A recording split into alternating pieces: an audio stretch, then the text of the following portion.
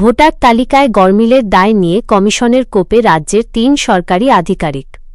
নির্বাচন কমিশনের কারচুপির অভিযোগ যত প্রকাশ্যে তুলে ধরছে বাংলার শাসকদল তৃণমূল কংগ্রেস, তত সরকারি কর্মীদের উপর চাপ প্রয়োগের নীতিতে ঝুঁকছে নির্বাচন কমিশন, ইলেকশন কমিশন। ফলে কতখানি চাপের মধ্যে কাজ করতে হচ্ছে বিএলও দায়িত্বে থাকা রাজ্য সরকারি কর্মীদের, তার প্রমাণ মিলল শনিবারই। শুনানির হিয়ারিং ডিউটির আগেই কমিশনের চাপের আশঙ্কায় প্রাণ গেল কুচবিহার বানেশ্বরের এক স্কুল শিক্ষকের।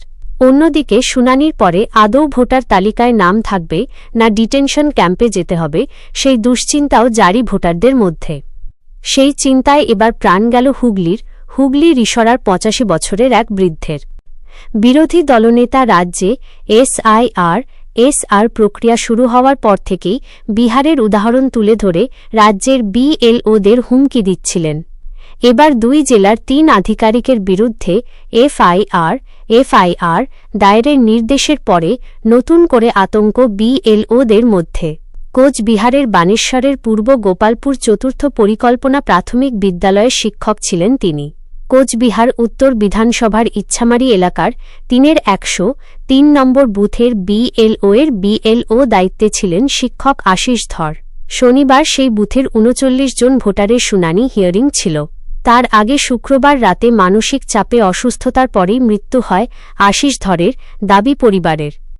শুক্রবার রাতের ঘটনা বর্ণনা করে পরিবারের সদস্যদের দাবি, রাতে একটা ফোন এসেছিল এবং শুনানি বিষয়ে বেশ কিছুক্ষণ ফোনে কথা হয়। আর তারপর থেকেই তিনি অস্বাভাবিক ঘামতে শুরু করেন। আর কিছুক্ষণ পরেই অসুস্থ হলে চিকিৎসককে ডাকা হয়। পরীক্ষা করার পরে তাকে মৃত বলে জানান চিকিৎসকরা।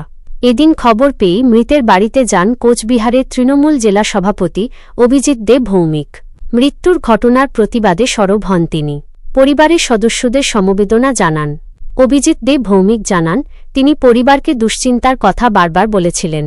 তার মাকেও বলেছিলেন এত চাপ নিতে পারছিলেন না, সেই কথা। অন্যদিকে এসআইআরের শুনানি পর্বে আরও এক বৃদ্ধ ভোটারের মৃত্যুর ঘটনা। শনিবার মৃত্যু হল হুগলির রিসরা বাসিন্দা ধনঞ্জয় চতুর্বেদীর। পরিবারের অভিযোগ তিনি চিন্তিত ছিলেন, তিনি অসুস্থ ছিলেন। শুনানিতে কোথায় যেতে হবে, কি করে যাবেন, নাম বাদ গেলে কি হবে, এসব নিয়ে চিন্তা তাকে ঘিরে ছিল। তাই তার মৃত্যুতে কমিশনের এসআইআর প্রক্রিয়াকেই দায়ী করেছে তার পরিবার। মৃতের ছেলে রাজেন্দ্র চতুর্বেদী দাবি করেন, বাবা বড় বাজারে একটি স্কুলে চাকরি করতেন। আমরা রিসরার বাসিন্দা, প্রায় ৮০ বছরের। বেশ কিছুদিন ধরে অসুস্থ ছিলেন, বাড়িতেই শয্যাশায়ী হয়েছিলেন। তবে খবর রাখতেন এসআইআরের।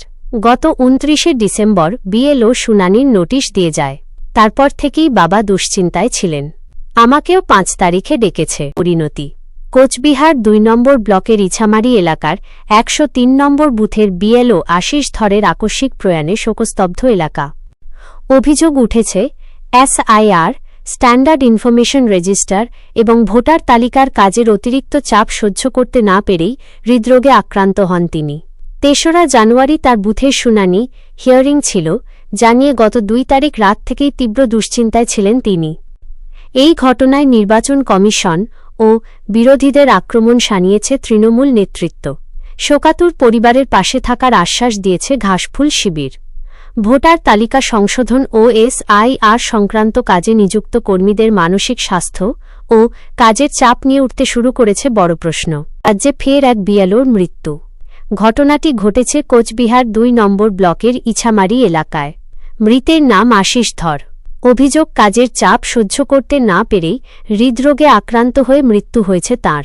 পরিবারের দাবি, ৩রা জানুয়ারি আশিস ধরের নির্দিষ্ট বুথের হিয়ারিং ছিল। এসআইআর নিয়ে খুব চিন্তায় ছিলেন তিনি।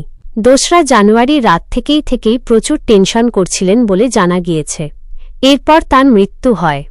বিএলও মৃত্যুর খবর ছড়িয়ে পড়তেই ঘটনাস্থলে আসে তৃণমূল নেতাকর্মীরা। বিষয়টি নিয়ে ক্ষোভ উগরে দিয়েছে ঘাসফুল শিবির। আশিস ধরের পরিবারের পাশে থাকার সব রকম আশ্বাস দিয়েছে তারা। সেই সঙ্গে নির্বাচন কমিশন সহ বিজেপিকে একযোগে আক্রমণ শানানো হয়েছে। ঘটনায় শোকের ছায়া নেমেছে এলাকায়। কান্নায় ভেঙে পড়েছেন পরিবারের সদস্যরা।